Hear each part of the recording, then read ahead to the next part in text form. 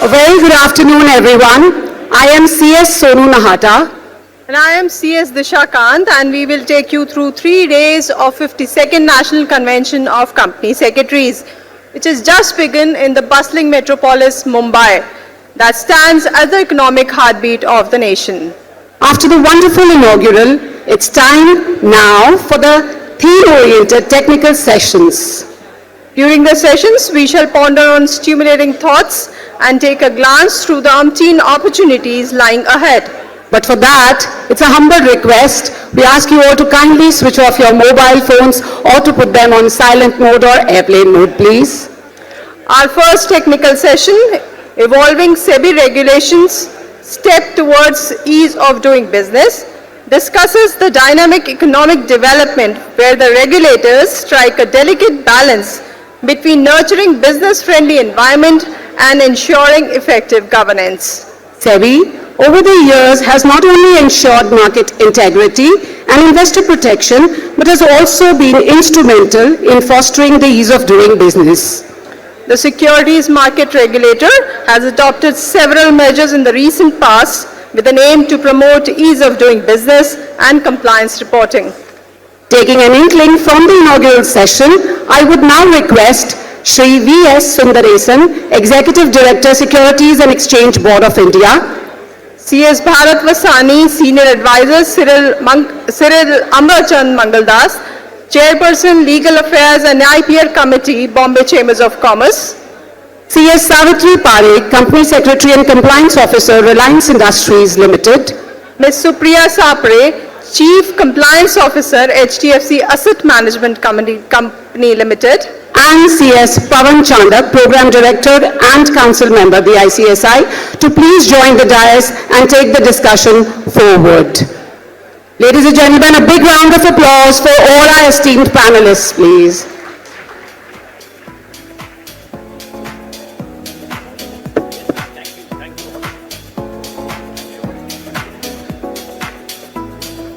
I now request our session coordinator, CS Pavan Chandak, Program Director and Council Member, the ICSI, to please greet Shri V.S. Sundaresan, Chief Executive Director, Securities Exchange Board of India, and Chair of the session with the ICSI planter.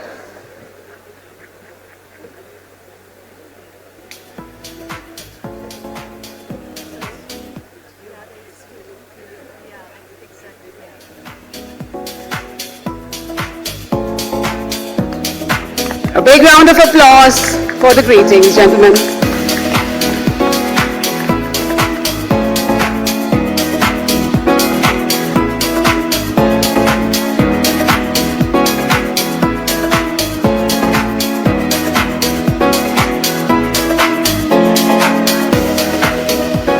Next, I request CS Manish Gupta, immediate past President, the ICSI, to please come on the dais and greet CS Bharat Vasani, Senior Advisor, Cyril Amarchand Mangaldas, and Chairperson, Legal Affairs and IPR Committee, Bombay Chamber of Commerce and Industry, with the ICSI planter.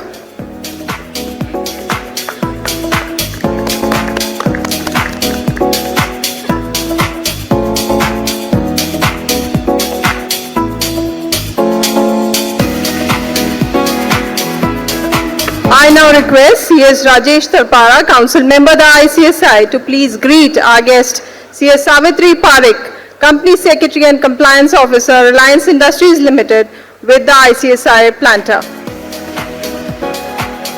CS Tarpara ji. Ashish Karodia ji may please come and greet our guest.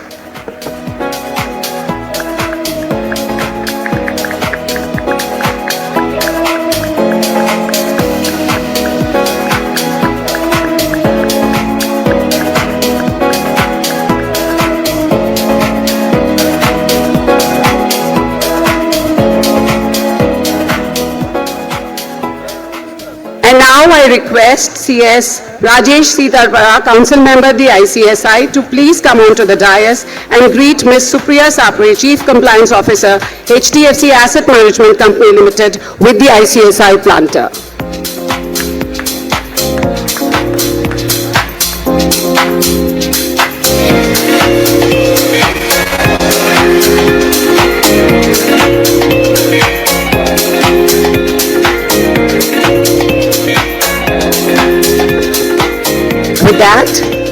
With that, I now request our coordinator to kindly introduce our guests and take the session ahead. C.S. Pavan Chanda, please.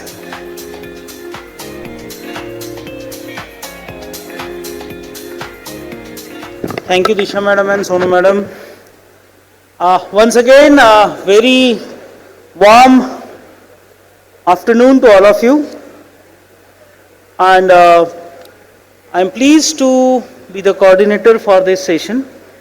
And our panelists for today are the session chairman would be Shri V.S. Sundaresan ji. Sundaresan sir is Executive Director in SEBI since 9th of December 2019. Prior to his promotion as Executive Director, he was working as a Chief General Manager in Inquiries and Adjudication Department in SEBI. He has more than 30 years of experience in development, regulation and protection of interest of investor in Indian securities market and has worked in various departments in SEBI. We welcome you, sir, as a chair of this panel, and eager to hear your thoughts and leading the panel as a chairman of this session. We have another esteemed panelist as C.S. Bharat Vasani, sir. Bharat Vasani is a seasoned legal professional who is currently senior advisor corporate laws at Mumbai office of Cyril Ambanchan Mangaldas. He was a corporate partner at CAM for last 5 years and has extensively advised on complex issues of corporate and securities law. He has over 40 years of experience at senior management levels and has successfully built and managed the in-house legal department of large multinationals. So we welcome you, sir, for this panel discussion. We have our own next esteemed faculty, our own C.S. Savitri Parak Madam. Savitri Parak Madam has over 30 years of corporate experience and is currently the Company Secretary and Compliance Officer of Reliance Industries Limited. She has worked in a variety of sectors including manufacturing, outsourcing services, private equity, media, pharmaceuticals, textiles and chemicals. We welcome you, Madam, at this ICSI National Convention and this panel discussion. We have one more esteemed faculty who would be amongst the panelists for this first technical session, Miss Supriya Sapre. Supriya Sapre, Madam, is a chartered accountant with more than 30 years of experience in the field of audit and compliance and is currently working as the Chief Compliance Officer with HDFC Asset Management Company Limited. As a compliance professional, she has experience of around 15 years in handling various SEBI regulations, particularly the mutual fund regulations. In this session, we will try to delve into various initiatives of SEBI aimed at promoting ease of doing business, EoDB, and how these initiatives will contribute towards achieving vision of Vikasit Bharat. Now, I would request Session Chair C.S. Shri V.S. Sundaresan Sir to please give their his introductory remark and take the lead for this session. Thank you, sir.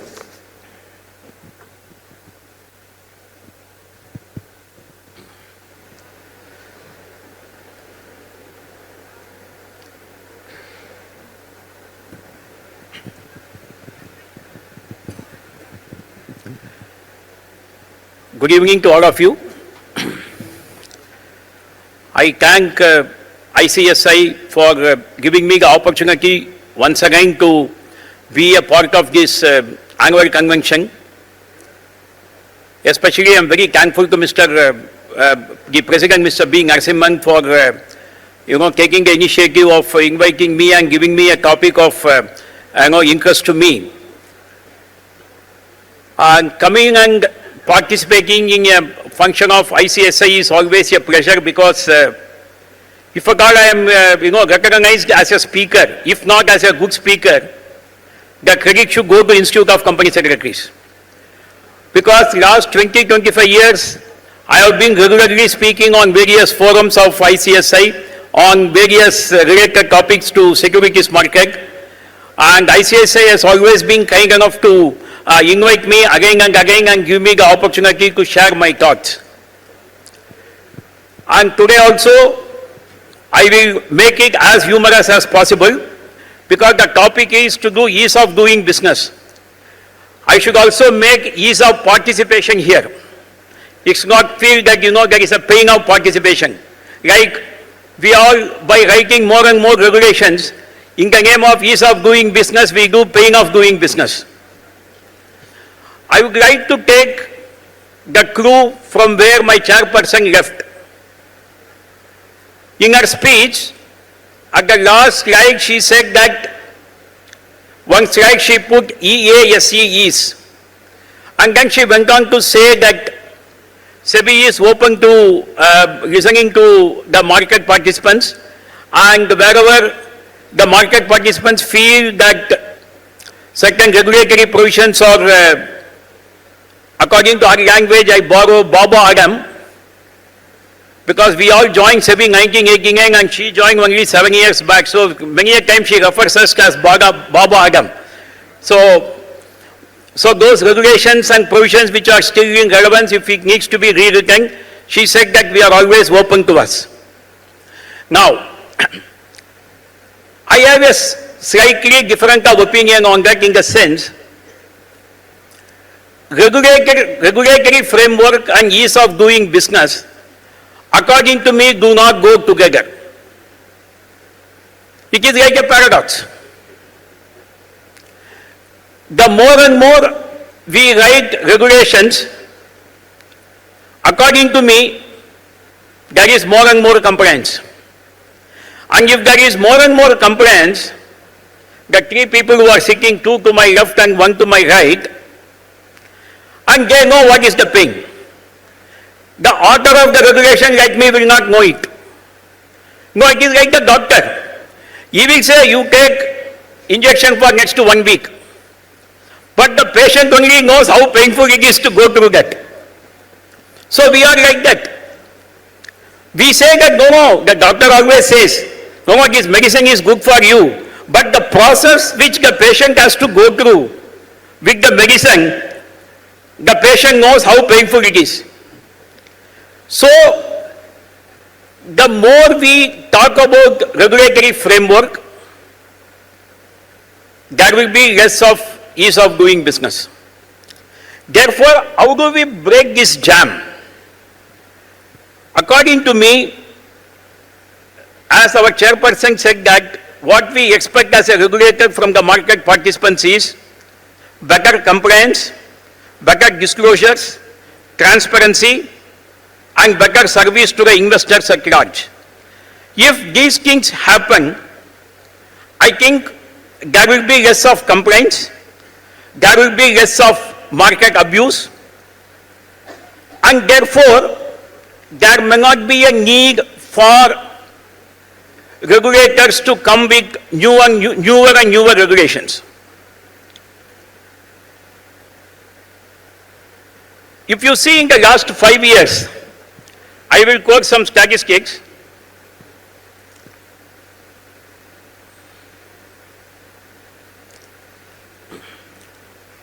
In 1920, we can call it as a COVID year, we have come out with 21 consultation papers.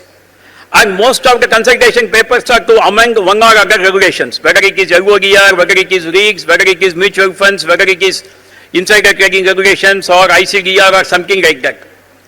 2021 it is 19. 21-22 it is 25. 22-23 it is 33. From 22 to 33, 25 to 33, almost 25% increase.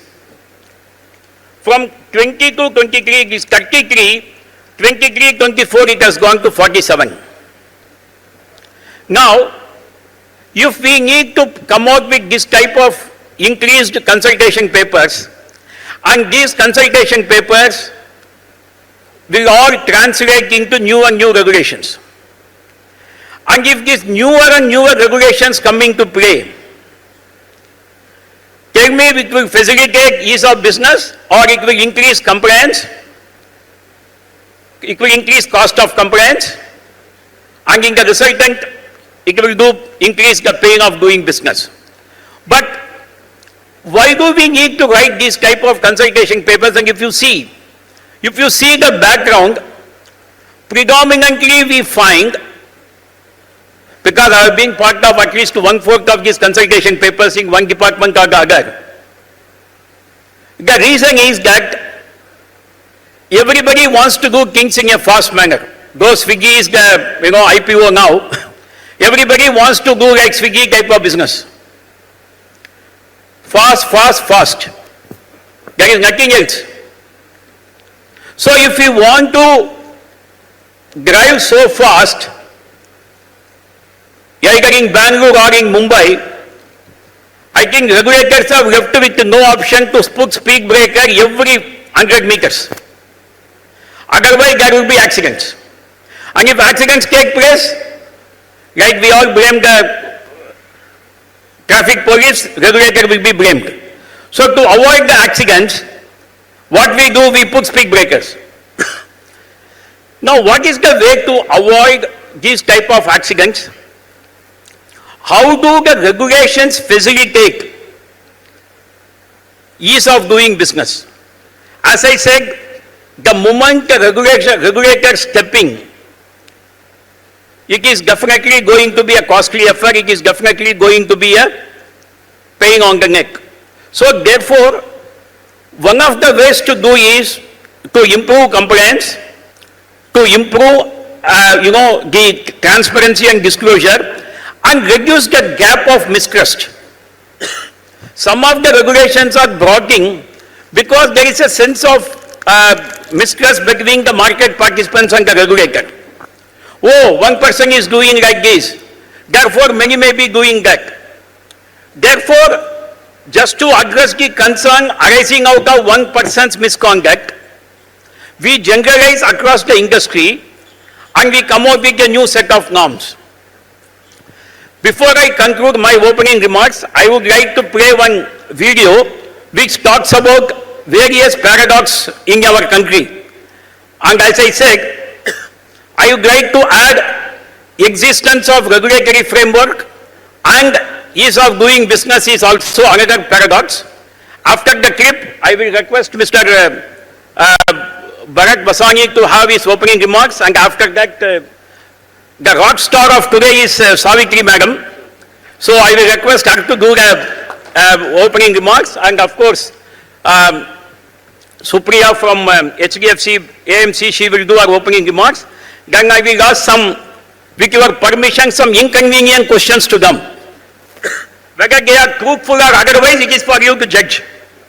Because the easiest job for the regulator is to ask questions. Now it is for them to give answers. If the answer is truthful, you can clap. If the answer is not truthful, you can do whistle. So that I will ask more such questions to them. Okay, please play the video. If you walked on an Indian street, you'd think everybody is in a hurry, and yet no one ever seems to be on time, right? I mean, that's also part of the paradoxes of India, where an uncle of mine could bitterly remark, in this country you can't go forward unless you're a backward. And in fact, there's the opposite as well, as we've talked about in our earlier question. There is, frankly, a real challenge when it comes to the questions that you've tried to talk about. But one can also talk about our society and the paradoxes. Somebody once said, and I'm sure you can bleep this out when I quote it, but India is the only country in the world where you can piss in public but can't kiss in public. And that's also part of us, part of the paradoxes of our society. And as a woman pointed out, ours is the only country where it's dangerous to talk to strangers, but okay to marry one. This was excellent. Very good afternoon to all of you. Thank you, Mr. Sundaresan, for your very provocative and thought-provoking opening remarks. I will add to it, not dilute it further. It is undisputed fact, that there has been an accumulation of regulatory cholesterol in our arteries for the last several years now. And that regulatory cholesterol is coming from some very fundamental changes in the regulatory architecture of the country. I think we don't realize that Companies Act 1956 vis-a-vis Companies Act 2013, Listing Agreement versus LODR Regulations 2015, old IGAP accounting standard versus new Ind AS accounting standards, arrival of NAFRA, all this regulatory cocktail which has come has significantly enhanced regulatory cholesterol, and SEBI now needs to seriously consider whether you can manage it by angioplasty or you need to do a bypass surgery. Because angioplasty may not work in many cases. Mr. Sundaresan gave some statistics. I have a few more to add. LODR, which came as a principle-based legislation in 2015, has undergone 63 amendments. And every day, morning, our department, which keeps us updated with all the changes, I'll tell you, among all the regulators, SEBI has beaten them all. You should get the national award. There are at least 4 amendments every day from SEBI. New consultation paper which he just narrated, I have a few more statistics. There are 131 circulars issued by SEBI from last October to this October. There are many more statistics. But the truth of the matter is that we have large number of regulations. But sir, I also want to concede, I am also a company secretary, and though I am practicing as a lawyer now, is the fact that there is an element of distrust which is coming out in your prescribing, what you should write in the, what details you should provide to your audit committee while approving related party transaction, what details you should provide in the explanatory statement of the notice convening the meeting. They don't trust company secretary. They said you need to spell A, B, C, D, E, F, G. You must write this much of details. There is an element of regulatory in which I think our institute needs to do a serious work with SEBI, because I realize that of late certain adjudicatory orders passed in the last few months and years, I would say. The company secretary as a compliance officer charged with the responsibility under Regulation 6 has been held personally accountable and personal penalties have been levied, which is not a healthy sign, which I think all of us need to do a lot of introspection now. How do we improve compliance? Now again, we have a lot of confusion in this country that better compliance is better governance. The two are completely different concept. More regulation certainly does not lead to better governance. I find that there are areas where SEBI needs to seriously consider whether they should be legislating by exception. Every amendment made by SEBI can be attributed to one solitary case of a regulatory infraction. Classic case I will tell you, valuation for pref allotment, preferential allotment. Amendment to Regulation 164 of ICDR. And introduction of Regulation 166A was directly due to one incident of PNB Housing Finance pref allotment, where the pref allotment was sought to be done at the formula price prescribed under 164, but not at the fair value. Now SEBI had to mandate that if the preferential allotment is likely to lead to change of control or more than 5% of the capital is going to change, then you need to do valuation of shares. So if you look at each of the amendments which have come out, whether it's RPT, I can name the companies, I don't want to do that in public forum.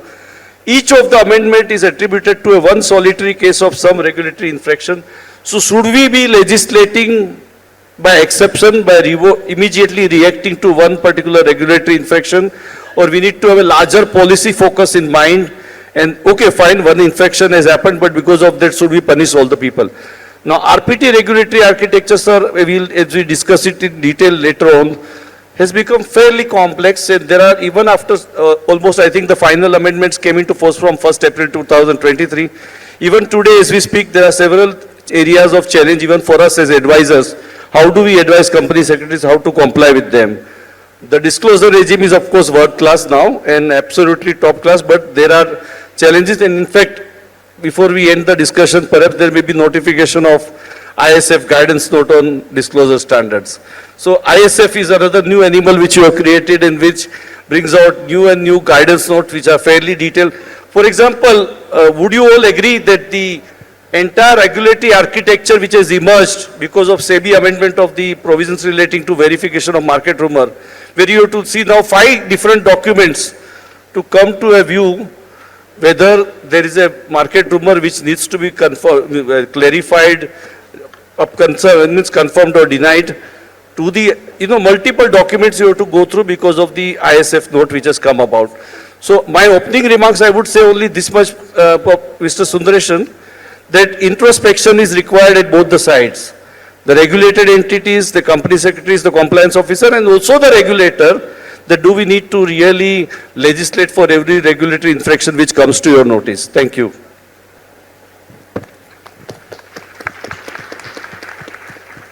Yeah. Good afternoon. Thank you very much for the generous remarks at the outset. And I'm indeed very happy to be here as a panelist. In fact, there's been a talk of paradox and dilemma. That's been the opening remark here. Let me tell you, there is a speaker's dilemma that I would like to cover first. Every morning, a company secretary looks at the papers to see the amendments, but as a speaker, every speaker looks at the paper and just wishes that there is no amendment to the provision that they are going to be covering at the session. Fortunately, today morning, there was only one informal guidance which was released after the statutory period, which was with respect to Glenmark on PIT regulations. So, on a more serious note, of course, what was mentioned by Mr. Bharat Vasani as well as by Mr. Sundaresan, amendments have become the order of the day. Of course, nothing is constant in life except change is cliche. But what is more important is with respect to compliances, if the goalpost keeps changing, it makes it that much more challenging to ensure that you understand the provisions, put processes in place, and ensure proper compliance. And I'm talking not just for the experienced company secretaries, but even for the youngsters who come into the stream, they would find it because the study material would have got outdated by the time the results are out if there are a lot of amendments.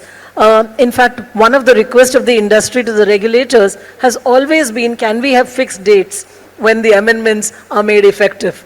And just as you have festival period, don't have anything coming out during the festivities so that one is not required to look at all those papers. I think law and regulations are like speed breakers. If you have too many rumblers, by the end of it, you're fatigued. But it is necessary to build in a bit of caution in the manner of working, and hence it is necessary to have those speed breakers.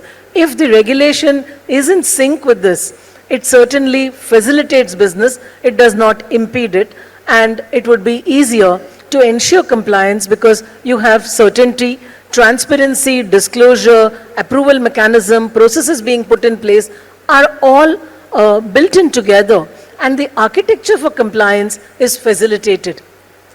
In fact, in the inaugural session, the chairperson of SEBI did mention about the working groups which have given their comments, and most of them have been accepted and few others are in the final stages. It's very encouraging because the views of the working group does to a large extent represent the views of various groups who've put in their thinking together on issues. Having been part of few of these groups, I do know the kind of discussions that go on, and it certainly helps in having the law being framed in sync with this.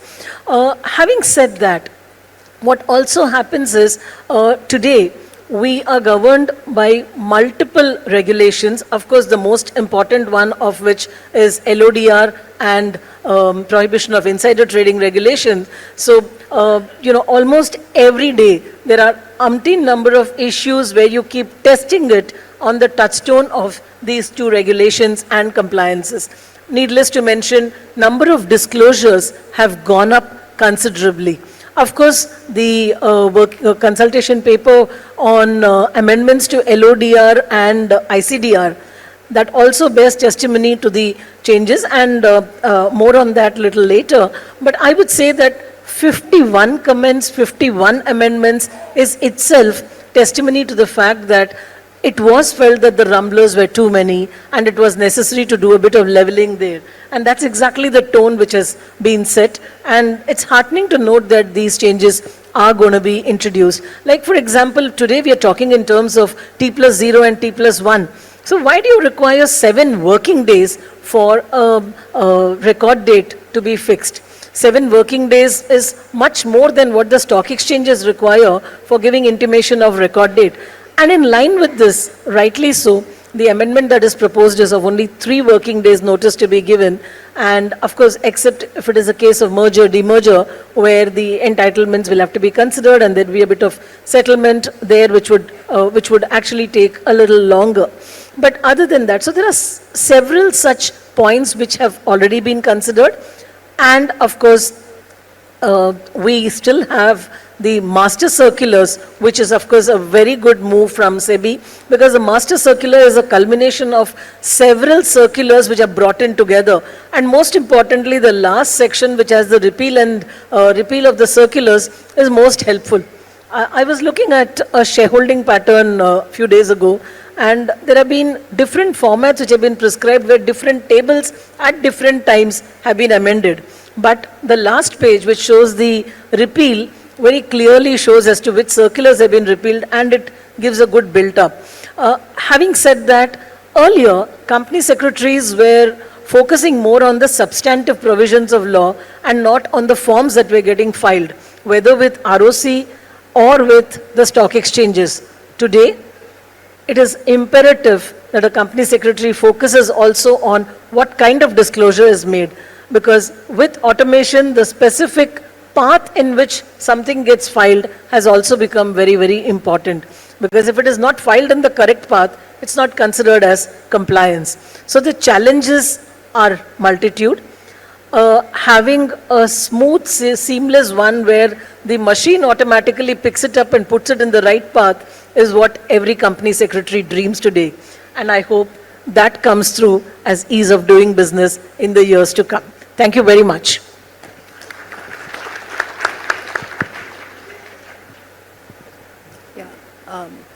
Good evening, everyone, and at the outset, many thanks from my side to the Institute and all the officials of the Institute who are here, as well as to the panel. I think this is it's an honor for me to be here and to be talking to all of you on various matters.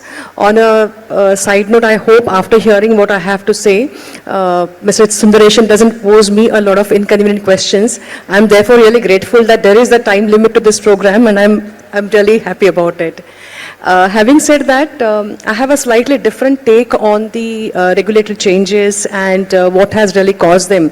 And as you're talking, I made a quick listing of some of the regulatory changes that we have seen in the last few years. Starting from, so before I say anything, a lot of my discussion is going to be all about mutual funds because I have worked in mutual funds. So I'll try to make it as generic as possible, but there will be some very specific references to mutual funds, so please bear with me. To start with, in 2017, SEBI came out with guidelines on how to classify schemes, and this was again, there are a lot of plethora of schemes, and again, keeping the investor's interest in mind, SEBI had clarified what kind of a classification one could have. So today you have a very standard classification. All the investors understand what a large cap means, what a mid cap means, and it is cast in stone. Nobody can really play around with that. The other recent regulation, if I were to look at something which came about in 2020, which was about the risk management framework.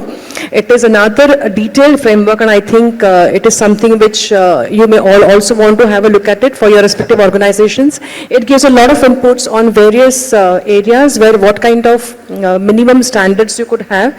It has gone to the extent of defining the mandatory standards as well as the standards which are good to have. I think that is something which has been given us a lot of help. The another important one which I will highlight before I put down further points is about the voting disclosures, the stewardship responsibilities, and how that really connects with today what is happening on the ESG front and on the responsible investing. I think all of these changes have been happening since 2009, be it as your CSR responsibility or BRR reports or later on your BRSR reports. SEBI also stated stated that we as AMCs, when we are investing money of the investors, we are also responsible for the stewardship, and therefore voting was made mandatory for all these cases in 2015. Thereafter, SEBI again came back, 2011, SEBI also made it mandatory not only for actively managed schemes, also for passively managed schemes, which was quite, at that point a lot of discussions had happened. Why should we vote for passive schemes, and what is it in there for us? We only do it as a part of our index. But today in the whole scheme of ESG and responsible accounting, we can see that how that really adds value, because that is where you are able to look at various aspects of ESG, especially on the governance side, engage with the investing companies and really nudge them where you think it is required for you to take them to the next level of governance compliance. And therefore, my take, therefore, on the regulatory changes is slightly different. I think it is also some of us go back to the regulator and ask them to make certain changes. And I think the space, at least on the mutual fund side, has been so dynamic, and there have been so many new investors. The numbers would talk about it in terms of the number of SIPs that we have seen, in terms of the number of the AUM that we manage as an industry. I think some of these changes were required. Today also, when SEBI is talking about new investment approaches for investors who want to invest between mutual fund and PMS, which is the 10 to 50 lakhs bracket, SEBI's consultation paper, board paper itself talks about the guardrails that the mutual fund industry has put in place, which will make it important, and even SEBI, I think, would be happy to put it under for all the AMCs who have the mutual fund license and not otherwise. I think that speaks volumes about what SEBI has done and how the industry has also responded. So I wouldn't say that we look forward to more regulations, but I can definitely say that, yes, I think these regulations have been extremely helpful in meeting a lot of larger objectives. Thank you.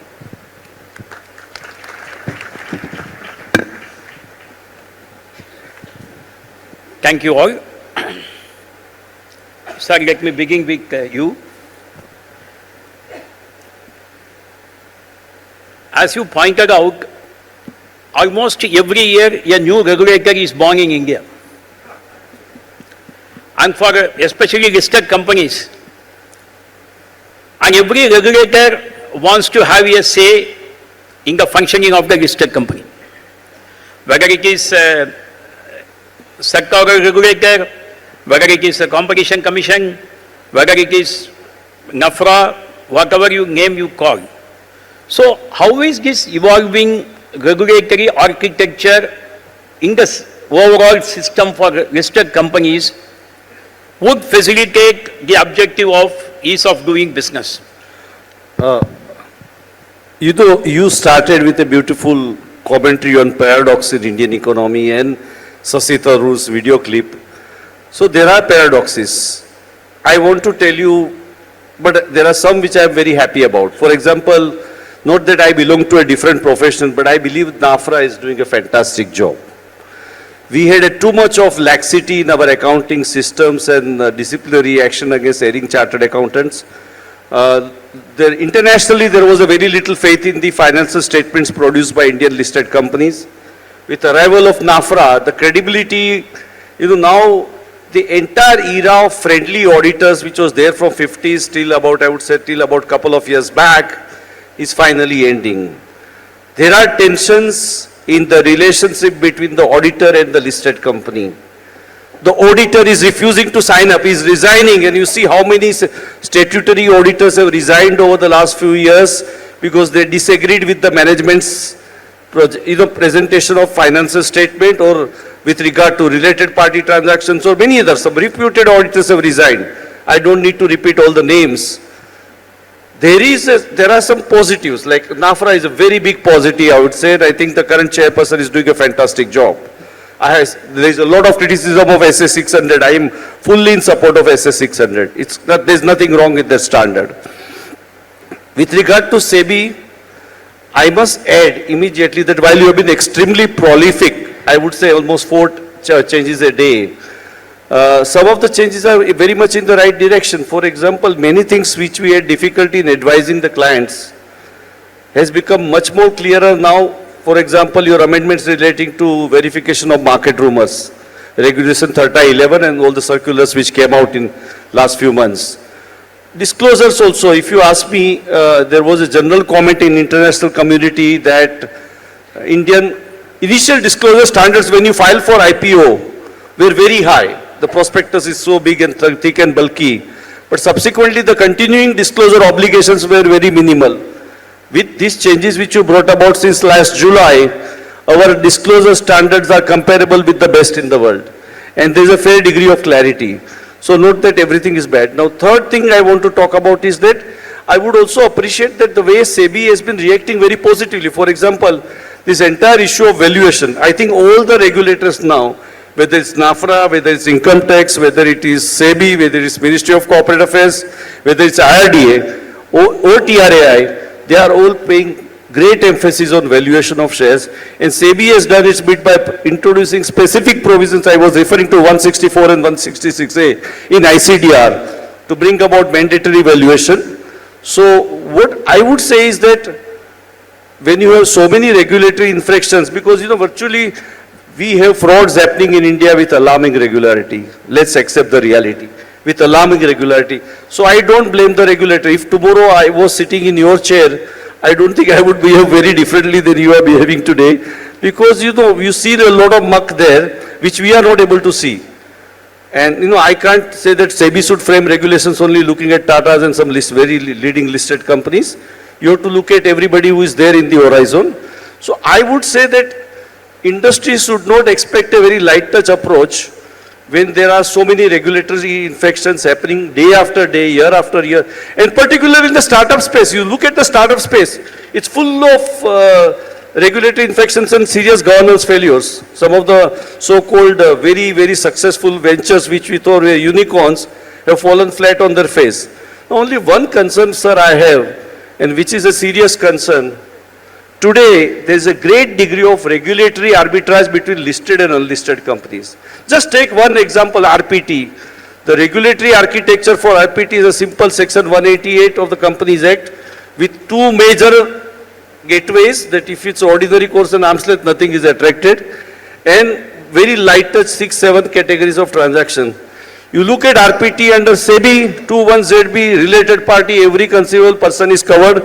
A person holding only 10% shareholding without any filters is covered, plain and simple. So a simple private equity investor also becomes a related party. If you see the definition of related party transaction, transactions done at a subsidiary level between two foreign subsidiaries are also covered.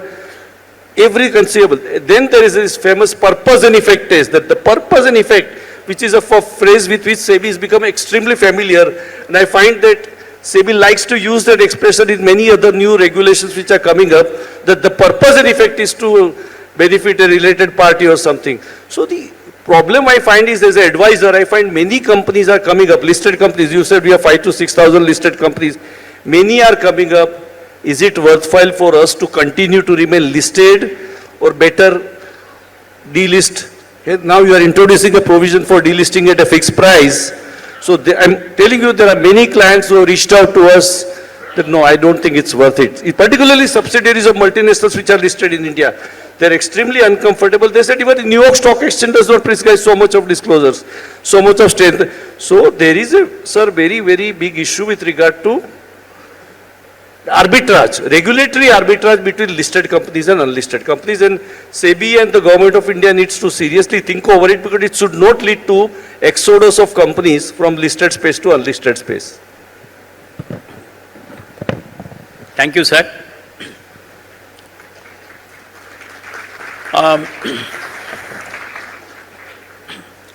See, these two regulations mainly from the listed company angle is this ICDR and LODR. ICDR is like a gynecologist's job and LODR is like a pediatrician's job. It is pre-birth and post-birth. So, every time we amend the one, without realizing that it has a consequential effect on the other. And it has happened in the past. I mean, sometimes knowingly, sometimes unknowingly, sometimes in a hurry. So SEBI has again, what is the best way? form a committee, and sometimes I call come for tea is nothing but committee. But this expert committee has really done a wonderful job. They have tried to harmonize wherever there was a gap between ICDR and LODR, and I think the recommendations are to be implemented very soon. So, Madam, how do you find these recommendations, to what extent it will go to address the gap and facilitate ease of doing business? Just to answer that directly, I would say it certainly is a welcome change. The 51 comments which have been made, and as you rightly said, ICDR and LODR, a bit of synchronization. Let's say, for example, with respect to definitions, associate company, financial year, or even with respect to voluntary disclosures with respect to subsidiary company accounts in the offer documents, all these have been brought in here. The major changes, of course, are proposed in LODR, which Bharat can once again add to his list of amendments that he was referring to. So with respect to LODR, I would broadly say that while there are 7 points under which the amendments have been shown in the summarized manner, I would say that broadly they fall under 2 categories. One, procedural, where it's truly going to be ease of doing business. And before I go into LODR, I would actually like to refer to the amendment that was brought in by a circular in 2020 September with respect to insider trading regulations, where designated persons who were giving disclosures with respect to their securities, transactions and securities, whether sale, purchase, pledge, gift or otherwise, was done away with. It was to be directly taken from the depository, and that certainly was ease of doing business. And it's only if it is the relatives who are trading, then relatives who are trading, gifting, pledging or otherwise, you need to make the disclosure, the 7(2) disclosure under PIT as it is commonly called. So this was a very, very welcome move. Similarly, now under the LODR amendments which have been proposed, in the procedural one, it will certainly lead to release of good productive time back to the desk of the company secretary. For example, 7(3), which is with respect to complaints, or even with respect to the details of the RTA. Why is that required? You have an RTA. If you're going to change the RTA, you anyways have a disclosure. So why do you need one more disclosure? All that has been rightly pointed out now, and it's going to be done away with because it will automatically get captured from the system. I in fact find the amendment which is proposed with respect to curated link to be a very good amendment, in the sense that once it is filed with the stock exchange, further filing website, automatically the link is given. That is good enough. So these are all with respect to the procedural changes. One of the points which I covered in my initial introductory remark was with respect to record date, notice with respect to record date of just 3 working days. Once again, this will be in sync if you refer to provisions like that of dividend. Now, dividend needs to be funded within a period of 5 days. Here, you're required to give notice of 7 working days. Especially with respect to interim dividend, the challenge which companies face is one with respect to funding of the account and the money remains idle. All that gets addressed here, because in any case, you'll be giving prior intimation under Regulation 29. And talking of Regulation 29, fundraising has been linked with Regulation 29, and those are the points which will get covered. Credit rating is automatically going to be picked up. Shareholding pattern, maybe not in the first instance, but subsequently.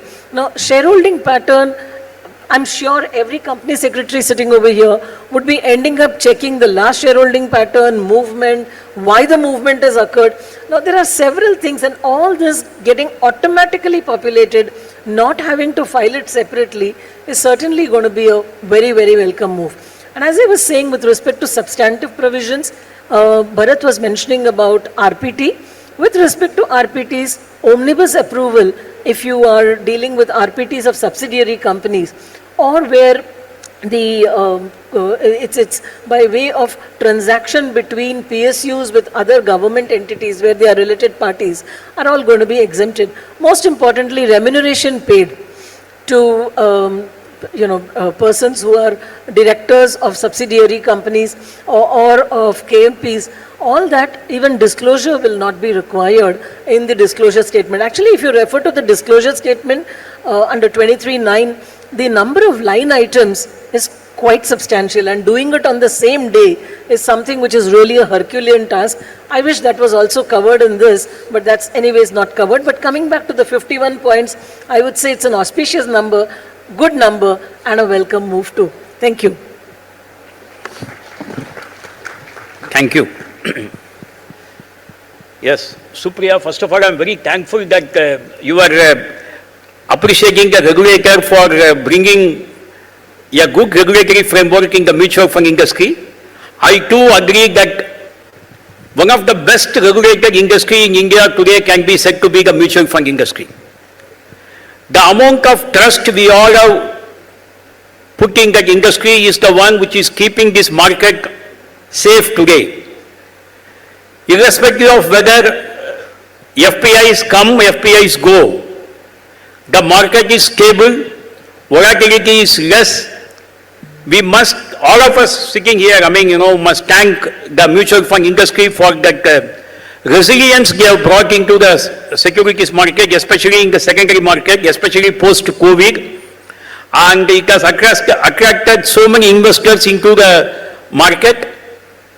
And I am sure mutual funds like HDFC and others have played a very key role in that. Having said that, 2016 or 17, SEBI came with a punchline on the mutual fund employees. Skin in the game concept. Certain employees of a particular designation must invest 10%, not to begin with, 20% in the schemes of the mutual fund in which they are employed. I don't think any mutual fund welcomed it at that point of time.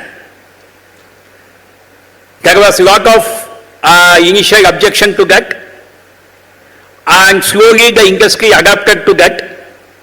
Now SEBI has come out with a consultation paper to make certain changes there. Now can you tell me what was the challenges faced at that point of time because of that circular, and how this consultation process is likely to fill those gaps and make it more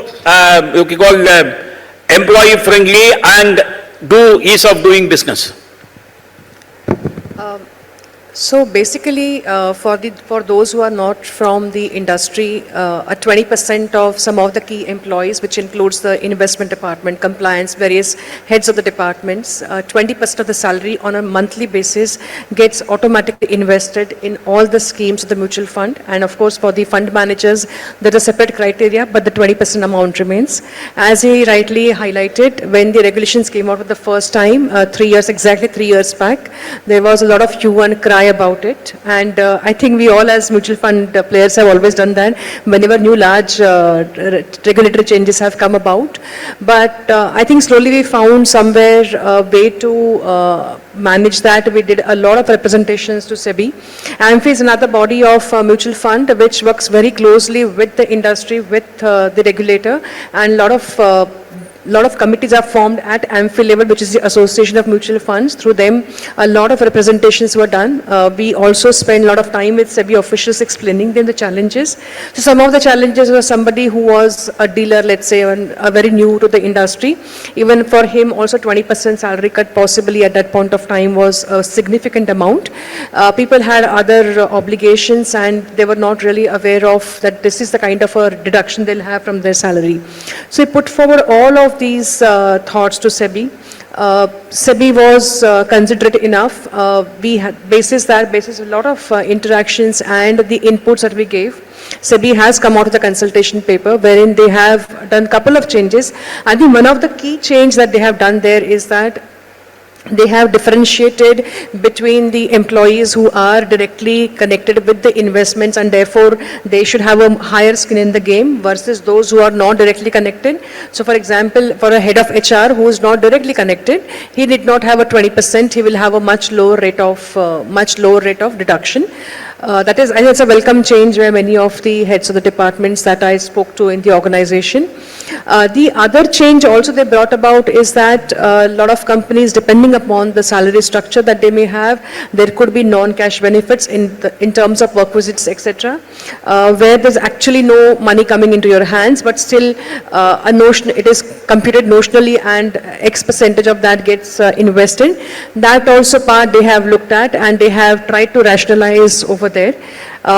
We are actually working on this and we will of course make some representations because it's a consultation paper, there are discussions happening. But I think some of these changes are good enough at least for us to start with. Thank you. Sir, moving on to you, I would like to touch upon a very topic which is very close to my heart as well. M&A. M&A becomes a logical way for inorganic growth of any business. And Indian companies, especially after the liberalization and then, cross-border developments, have been trying to establish their footprints outside India. And Indian shores have also been opened up for, other countries to come and do business here. Although in your earlier speech you said that some of the MNCs, because of this disparity in disclosure standards, may like to go for delisting. Keep that aside for that matter. With the new provisions coming in the Competition Act, they have also been amending. Every regulator is trying to outface the other by bringing more amendments into the respective regulatory framework. How do this M&A landscape is being enabled by the regulatory architecture, both by SEBI as well as by the Competition Commission of India, to facilitate or enable M&As more attractive in India? Thank you, sir. See, broadly, there are two types of M&A which lawyers look at. What we call public M&A, where there's a listed company involved, either as acquirer or as a target, and private M&A, where both the parties are unlisted.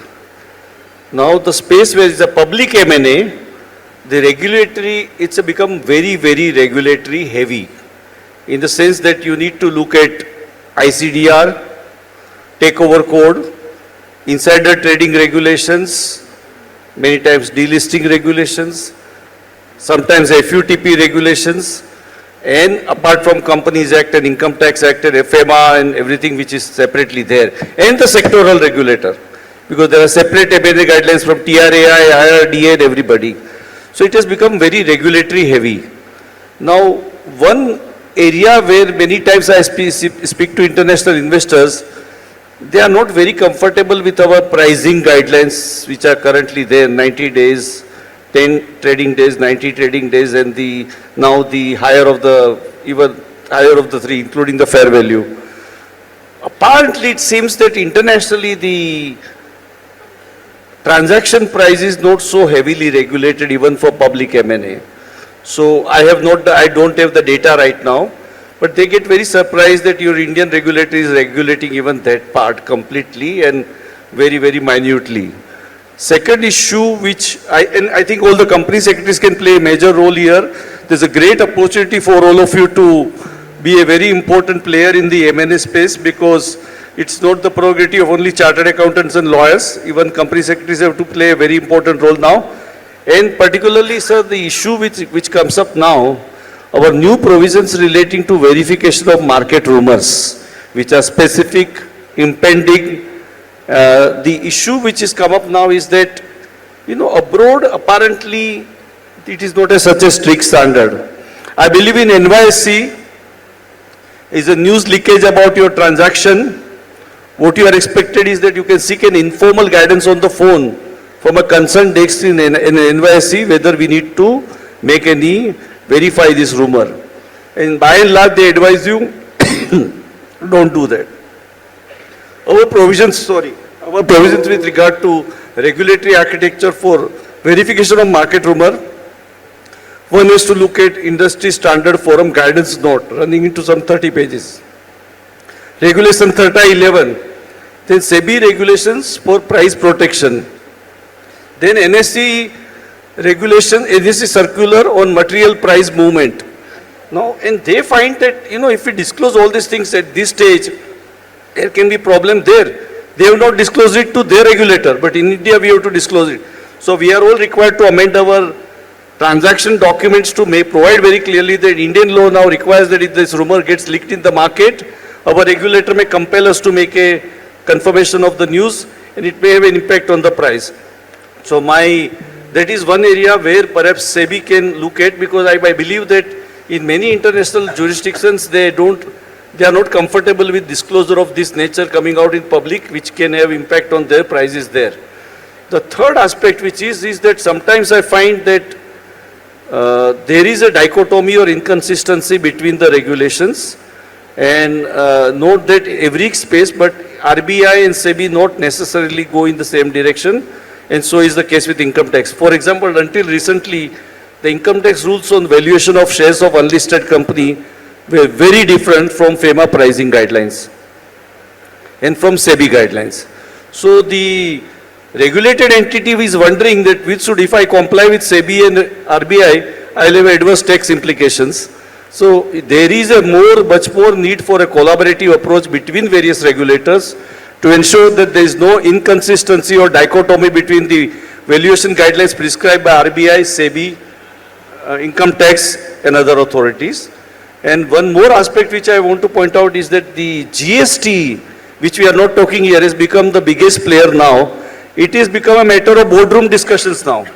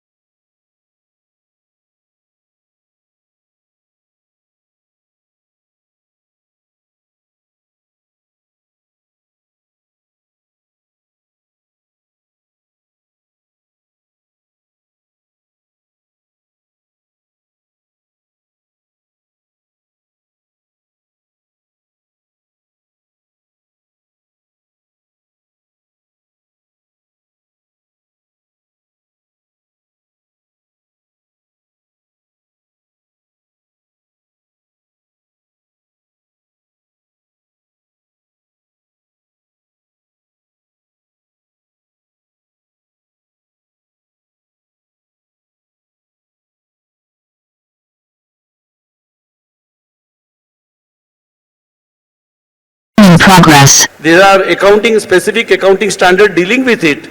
And if you knowingly word the contract in a particular way, it could have adverse implications. Very first year you may have to provide for it. So there are multifaceted approach of looking at accounting standard, tax implications, GST implications, Companies Act implications, LODR implications, ICDR, takeover code, insider trading, and the list is endless. The company secretary has a huge opportunity to play a pivotal role in this space. I believe that India is undoubtedly the most regulated space when it comes to M&A, but given the way the system is, perhaps it is better that all the regulators work together to see that they can harmonize the provisions. Thank you, sir.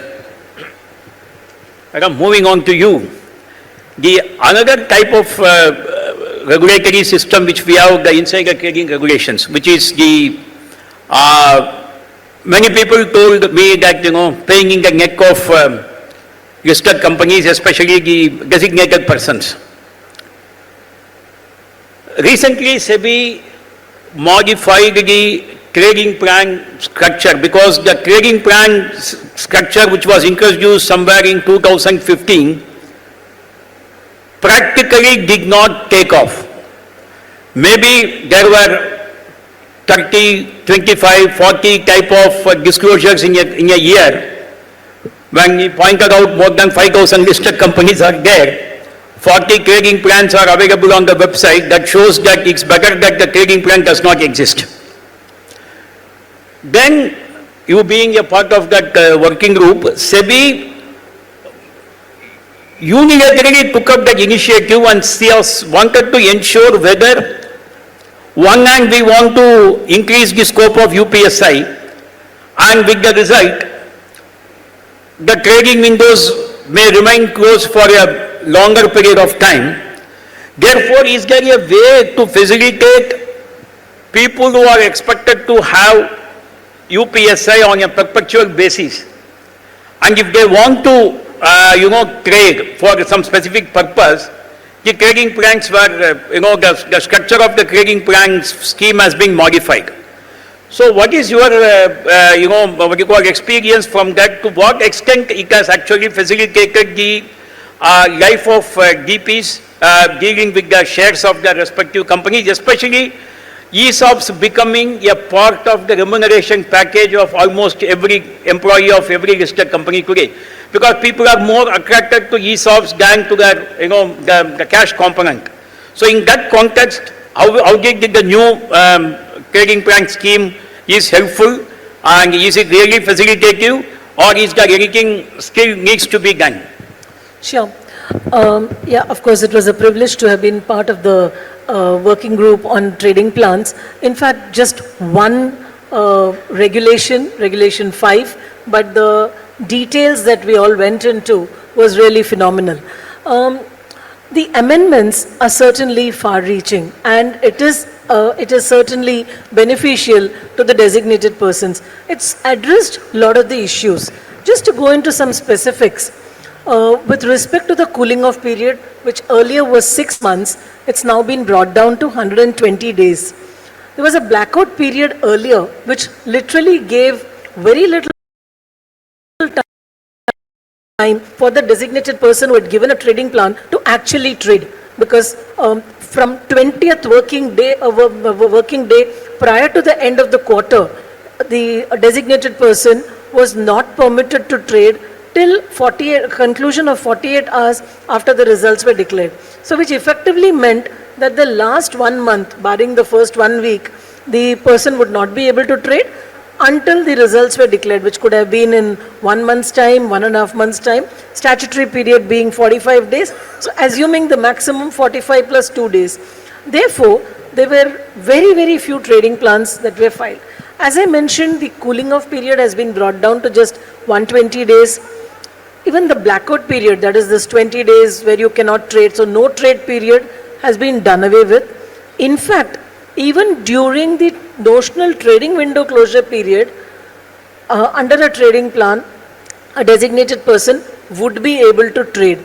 However, in this particular case, I would say that the designated person as well as the compliance officer will have to exercise a bit of caution to see whether the designated person concerned would be in possession of some unpublished price sensitive information, giving him or her an unfair advantage, because you still have the PFUTP, which is not done away with respect to the trading plan.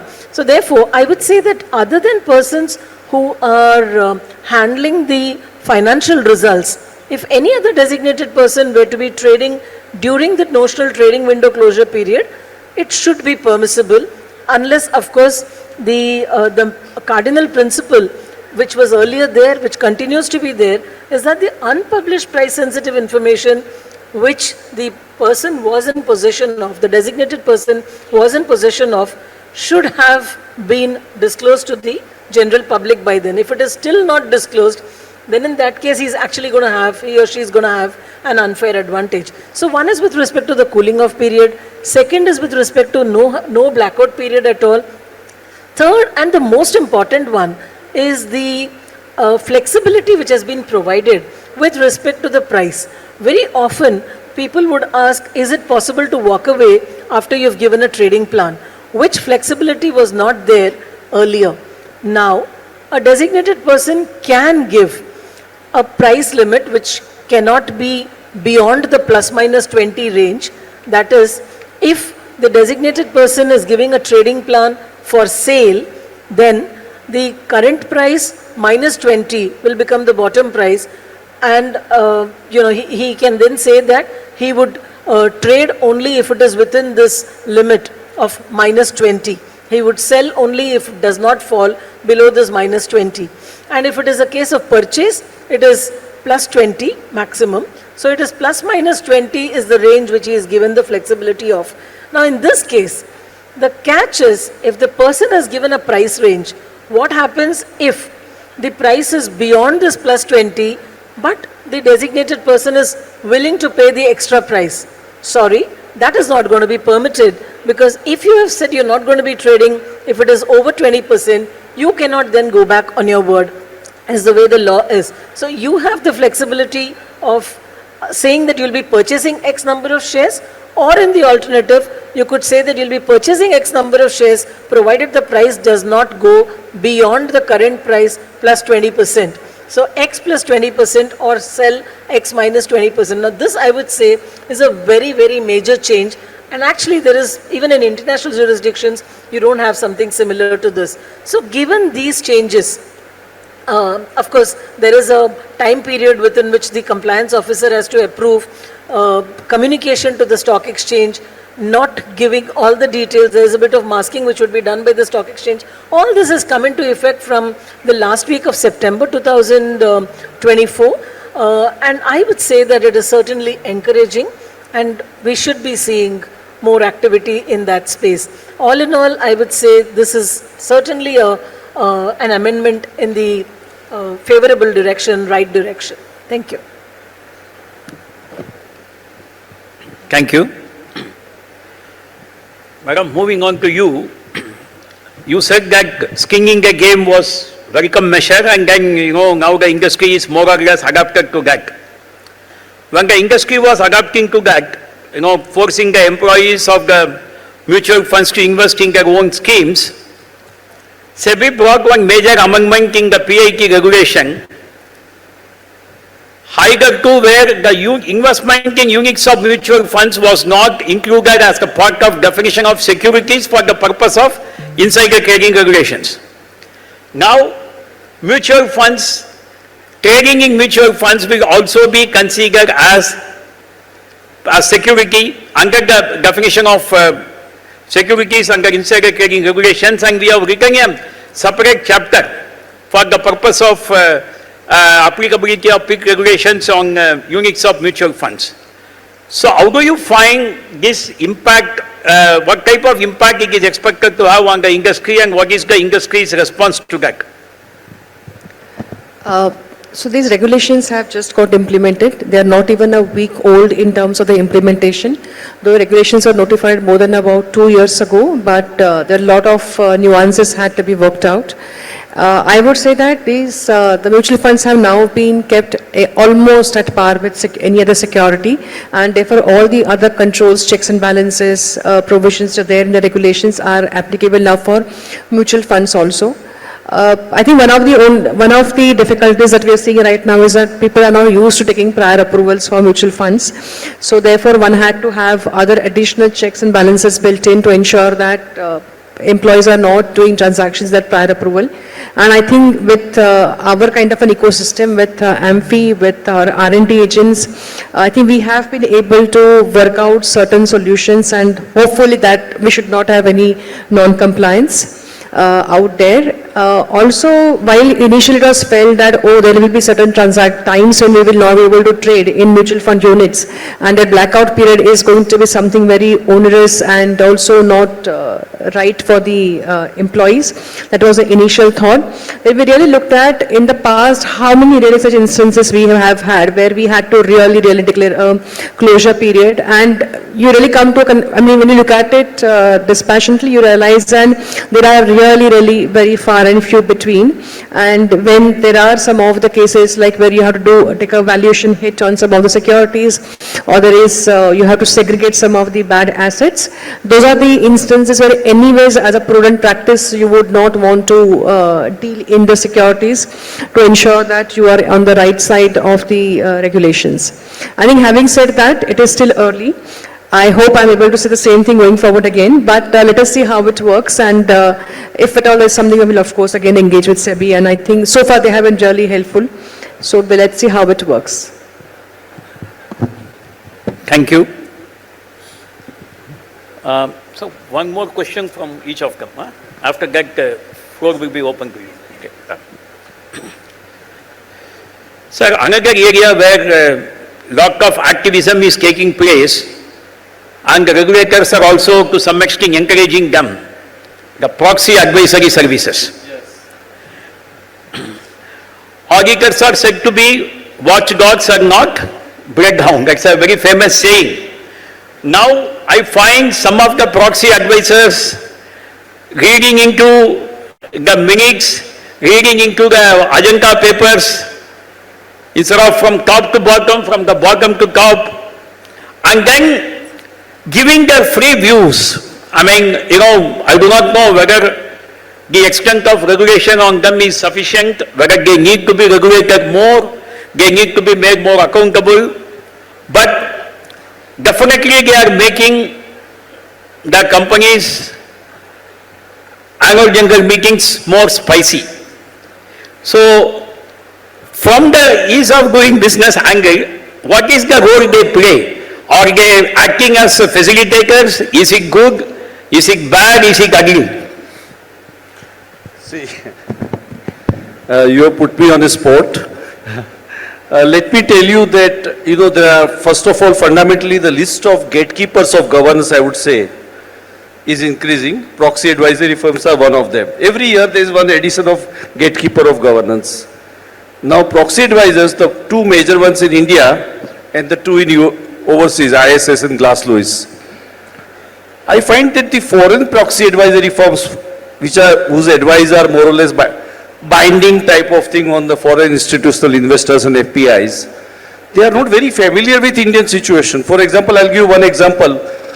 First case where the resolution got defeated was a Tata Motors executive director's appointment. And the resolution, that company is such a large company with 2 lakh crore turnover, and some nominal amount of less than 2 crores was getting paid to him annually, and they said, no, you should just oppose this resolution. And all the international investors voted against. I do not believe that they are very familiar with Indian ecosystem and the way the India works. The domestic players, the two players in India, domestic, they are by and large logical. They have published their voting guidelines. For in advance, and their standards are higher than what is prescribed by Companies Act and LODR. They prescribe something more on many aspects, including related party transactions. They revise the voting guidelines almost every year. I believe they are doing a good job, but still they have a long way to go. I think they are a welcome addition to the list of gatekeepers of governance, and company secretary should develop a very good, healthy relationship to ensure that they are aligned. Not in negative sense, but in a positive sense. And while drafting the notice and the explanatory statement in the resolutions, they should not only look at Companies Act and LODR, they should also look at the voting guidelines of the proxy advisory firms. Thank you, sir. Madam, another area which is being talked about is climate change. These are all the, buzzwords which talked about everywhere. Climate change, ESG, BRSR reporting. Now, of course, in India we have been having CSR for a long time. It's not that something which, only in the nomenclatures change, the objectives remain the same. So with this new BRSR reporting, and then, carving out separately for certain companies, how do you find this ESG compliance being enforced through a regulatory diktat? Voluntarily doing it as its own way of doing things, and now more and more regulatory provisions are being trusted upon to comply. So, as a corporate, as a listed company, most of you are very familiar that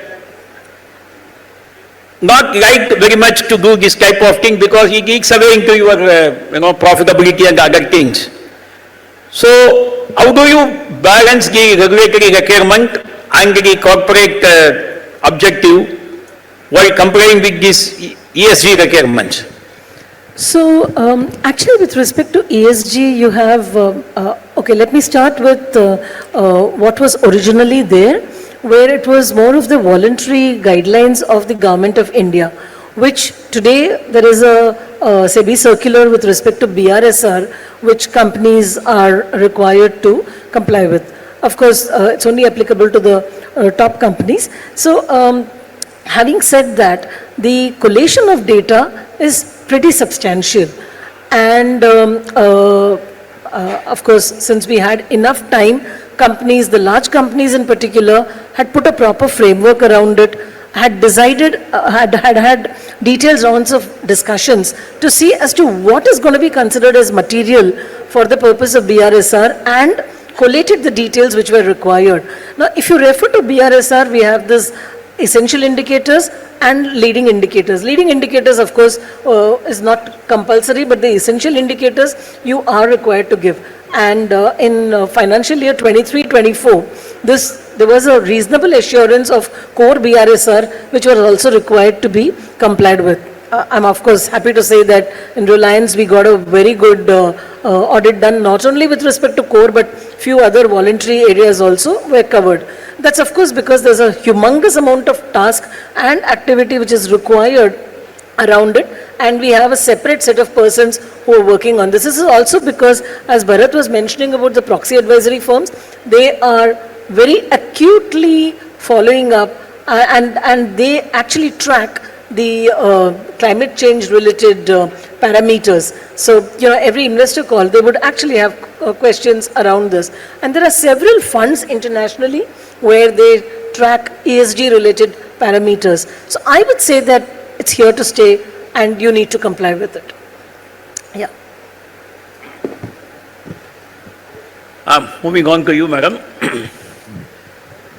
Recently, we find, being a part of, in surveillance department for 5 years before moving on to market regulation department,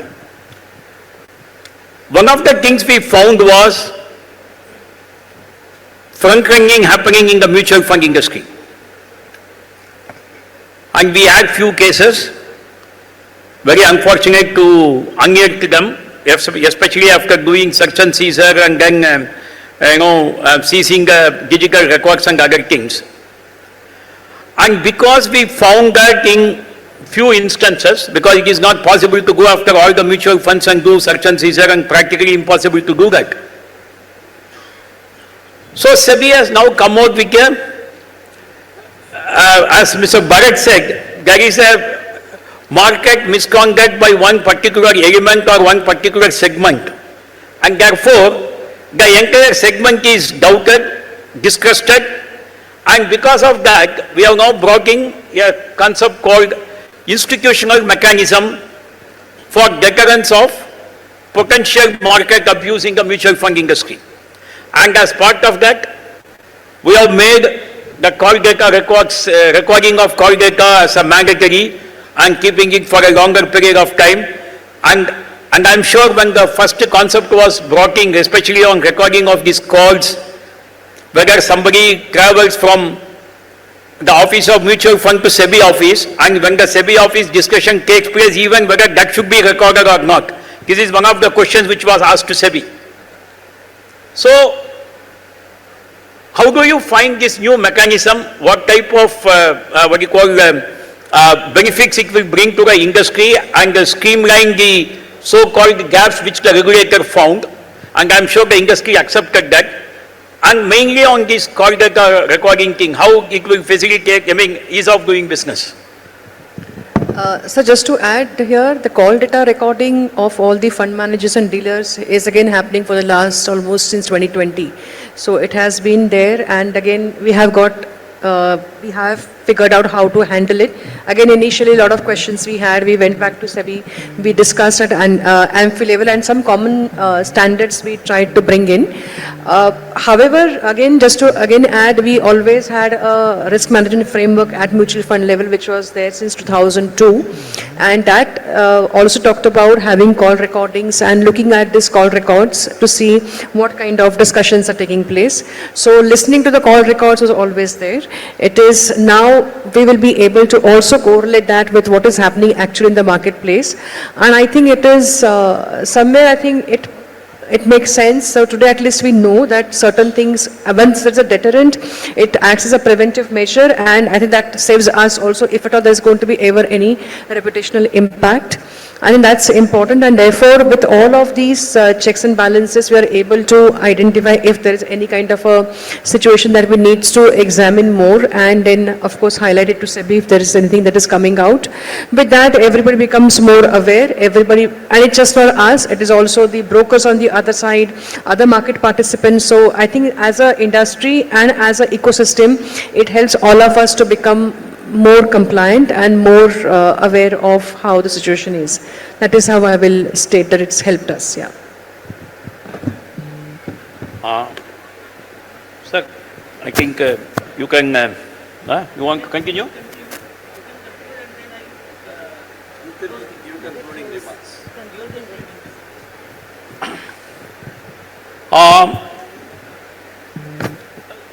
Can we expect few bullet questions from audience for any of us, including the regulator? I am ready to be questioned. So Kalidas has raised his hand. I am Kalidas Ramaswamy, practicing company secretary. We've been talking about paradoxes since the evening. It's not very audible, please. Not audible? Just hold closer to your... Yeah, okay. Am I audible now? Yeah. No, we've been talking about paradoxes all evening, and I would like to point out two paradoxes in the law with regard to related party transactions, and perhaps it would be appropriate, since we are talking about ease of doing business, SEBI should have a look at it, personally. This is my personal view. First is with regard to RPT, the requirement is that the related party transaction should be approved by the independent director who is a member of the audit committee. Now, to my mind, this is a complete dichotomy in the law, because an independent director is non-executive by designation, and you are asking him to do an executive function by approving a related party transaction. He may not have the commercial bandwidth also, given the fact that he is a visitor to the boardroom once in 3 months. And ironically, everywhere else in the provisions relating to related party transaction, the onus is on the audit committee, except for the approval of the related party transaction per se. Now, the second aspect is with regard to approval of material related party transactions. The regulation says that approval of the shareholders should be obtained in respect of a single transaction or a series of transactions under a particular contract. So therefore, the underlying logic is that the materiality comes into force if you are aggregating transactions of a particular type. Not that you put apples, oranges together, and when the last, if you are touching 999 crores, I mean, if the last transaction is 1 crore, that is as if the camel's back is broken because of that transaction. So personally, I think that it's not a correct logic to put heterogeneous transactions in the same bag, and you should look at materiality from the standpoint of transactions of a particular genre and not combine. I am aware of the recent judgment of the SAT tribunal, which talks about heterogeneity being considered, but I think that this, in my view, is it basically assumes that every related party transaction is wrong, is mala fide, which I think is not an assumption to be made by and large. Sure. So anyone can answer, or I mean,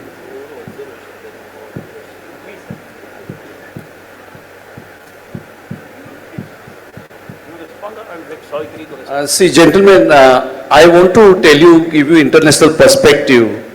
For example, we have now said that 2/3 of the audit committee members should be independent directors. Abroad, it's 100%. In fact, NYC and so only independent directors are there for approval of RPT. Number two, RPT transactions are more a problem specific to India. See, abroad, there are no most of the companies are not so heavily concentrated in terms of shareholding. So there is no promoter group, promoter class, and promoter taking out the money from the company and putting in his private companies. This problem is unique to India.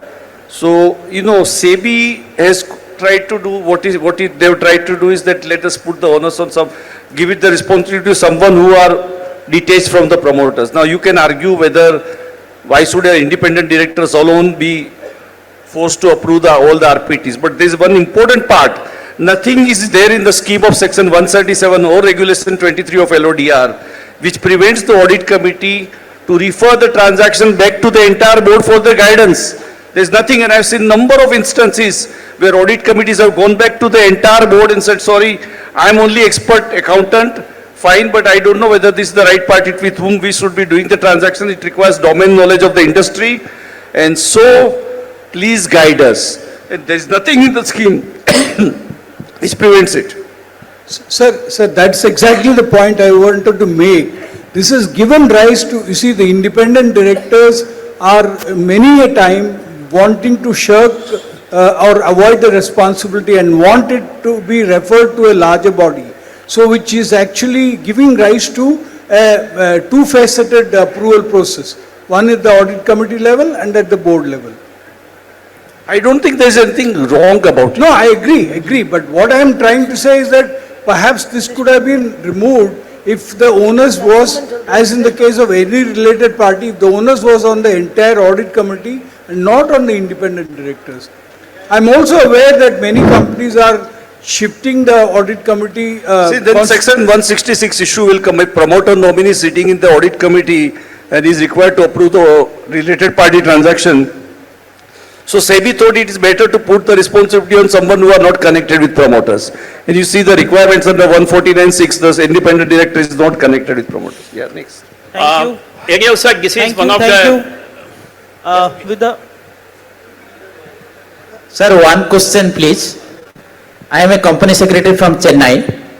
I appreciate that all the RPT transactions should be approved by the independent director of the audit committee, because in my company, my audit committee comprises of all the independent director.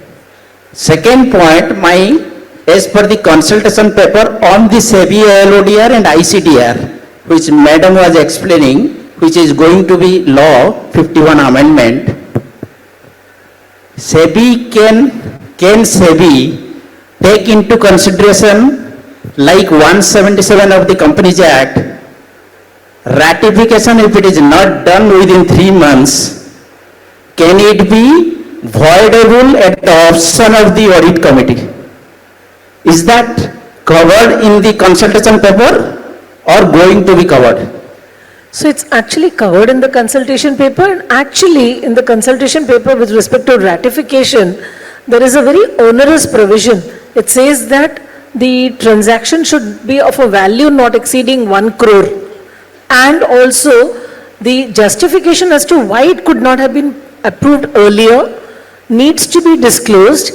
Also needs to be disclosed. The reason needs to be disclosed in your 23(9) statement, which is a disclosure which you would be filing on a half-yearly basis, which I would say all this put together, companies would prefer to put a proper system in place. I understand and I agree that it's not very easy, but you can certainly put a system in place with, the SAP system and other automated ERP systems where you are in a position to identify it and get approval. So coming back to your question on ratification, it's actually not going to be practically implementable if it is the way it is given in the consultation paper. The leeway is only for transactions up to 1 crore. Absolutely. Yeah. And also disclosure being made in your 23(9) statement also. Thank you, madam. Yes, please. Last question. Sir, you raised the one issue with respect to proxy advisory firms as one of the gatekeepers. To me, proxy advisories are there to give advice to the large investors. How should they vote on the resolutions? And Mr. Bharat Vasani also very rightly put, the company secretary should also look into while drafting the explanatory statement. Recently, one of the proxy advisories has advised the independent directors to look into the personal affairs of the promoters and their family, and to ensure that those promoters do not remain directors on the board till the time their personal issues are resolved. Is that within the domain of proxy advisory firms? Sir, as I said, this is, as Mr. Bharat pointed out correctly, the number of gatekeepers of governance is increasing day by day. And the role of every gatekeeper will get crystallized over a period of time. I feel the role played by the proxy advisory services are in a very stage of infancy. It has not yet taken off except by 3 or 4 firms. I think there is a stage of maturity will reach very shortly, and I am sure that some sort of wisdom will prevail over at that point of time. And I don't think, I mean, it's my personal view, I'm not, please don't quote that it is SEBI's view. They are not supposed to be regulated. I somehow don't like that, every person working on the street should get regulated for one reason or the other, just because he does some activity pertaining to securities market. So they are actually today, functioning on some sort of a non-regulated space. So probably there could be digressions here and there, but over a period of time, I'm sure they will also get matured. So with this, I would like to conclude this panel discussion. I thank the panelists for their, very freelancing views on some of the questions put forth by me. I purposely avoided the one question on judiciary, what you call maturity in India, as far as facilitating ease of doing business. I consciously avoided that. I thought I will talk at the end just for 2 minutes. I don't have to tell much about that. If you have read today's Supreme Court order on JET,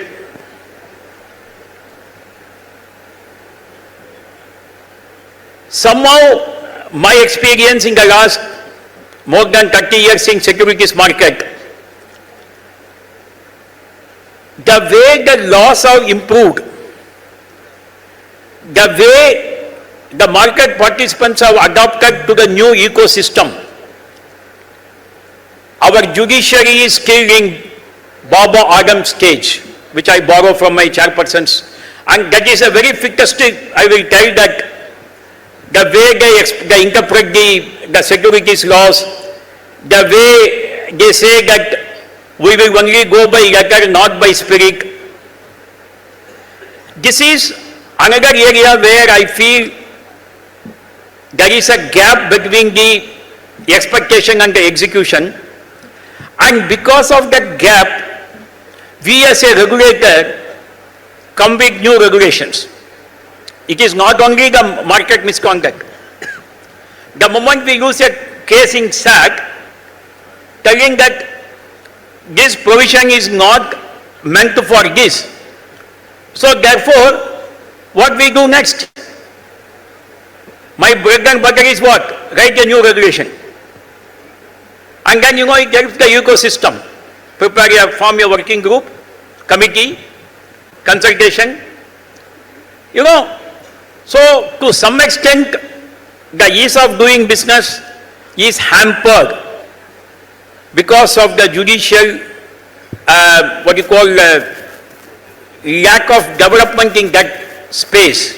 And I hope that the type of observation Supreme Court made today, some sort of improvements will take place, and sooner than later, even that area of the ecosystem in the, will improve, and definitely over a period of time, the ease of doing business will definitely go up, whatever the index which they calculate.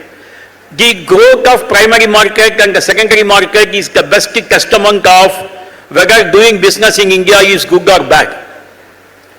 Whether the foreigners come to India or not, the market is resilient. The amount of money raised from primary market, the amount of money which is being raised by the mutual fund industry, the amount of money raised by the new instruments called REITs, InvITs and AIF, all this shows that there is so much of potential in this country, and it is our collective responsibility to ensure that this potential is harnessed and in the generations to come benefit from that. And I thank once again Institute of Company Secretaries for giving me this opportunity to be part of it, and I also thank once again my panelists for being very good and very good articulating all the answers which I expected from them. Thank you all. Thank you, sir, for you very brilliantly much. conducting this panel discussion. Thank you. Thank you everyone for bringing your expertise and experience around the table. Ladies and gentlemen, as you all know, in order to build capacities, the ICSI releases various publications from time to time.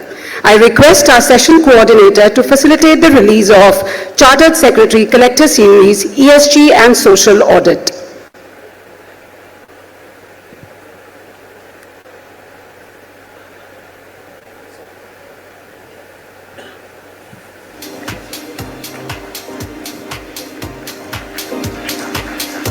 The Chartered Secretary Collector Series is a humble attempt to bring together all the academic discourses under the umbrella of a single publication. Having released 3 editions of the publications on varied contemporary topics of professional interest, the 4th edition lays focus on ESG and social audit. A big round of applause, ladies and gentlemen, for the release.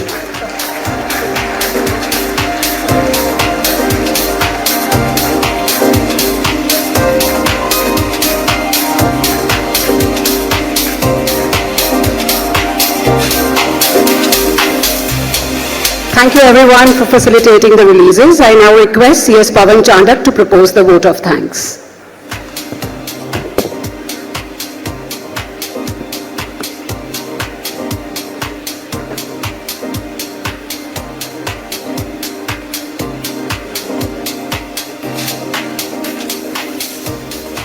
Thank you.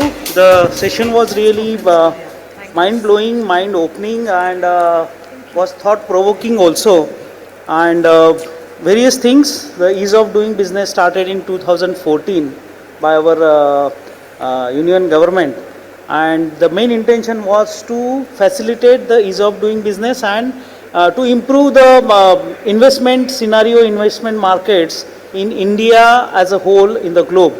And SEBI has really done well with various amendments, various guidelines and various many other things to improvise and build the confidence in Indian securities market, Indian market, by thereby facilitating the ease of doing business. And I thank SEBI and all the panelists to give their free and frank opinion, right from opening up of, let's say it is whether the terminology is used like regulatory cholesterol, listed or unlisted dilemmas, and fixed dates of amendment suggestion, and discussion on the proxy advisory firm, then the climate change, ESG, BSR, discrimination of offences like adjudication proceedings and AIF. Sir, we as a institution, we think that all these ease of doing businesses are steps are always welcome. But while doing this thing, it should not be only that government wishing, regulators speaking and corporates doing. Instead of that, we should also think about the technology, facilitate the technology, the use of AI, and help the stakeholders to ease the burden of compliance. It should not become the burden, rather it should also be a ease of facilitation and the ease of compliances. So we request you to please consider all these aspects also while framing the regulations, and we wish that these kind of panel discussions will help us also to understand your point of view, and to the regulators also to understand the point of view of our professionals who are working for compliances and doing the ease of doing business. Thank you one and thank you all the panelists for sharing their views and also giving their opinion on the critical subjects of ease of doing business. Thank you. Thank you very much. And now, in all humbleness, we'd like to express our extreme gratitude to our learned guests, learned panelists, and for that, by presenting a memento. And for that, I would request CS Abhishek Chhajer, Regional Council Member of WIRC of ICSI, to kindly come onto the dais and present a memento to the Chair, Sri V.S. Sundaresan.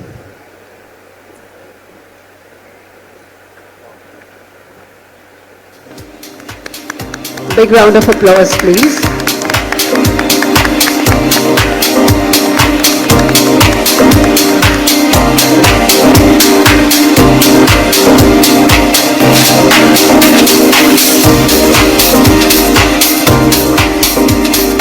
I would now request CS Amrita Nautiyal, past chairperson WIRC of ICSI, to please come on the dais and present a memento to CS Bharat Vasani. Mr. Narasimhan, you need to provide one almirah in my house also to keep all these things, huh? Because it is now running into almost 50, 60. Okay?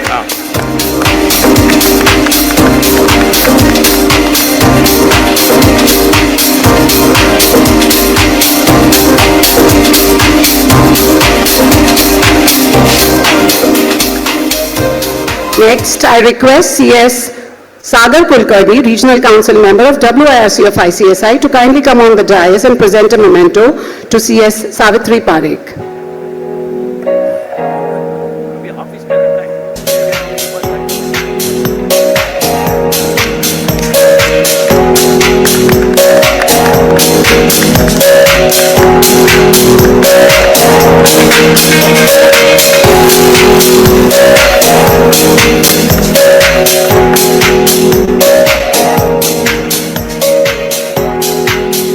Finally, I now request CS Anurag Gangrade, Regional Council Member WIRC of ICSI, to please come on the dais and present a memento to Ms. Supriya Sapre.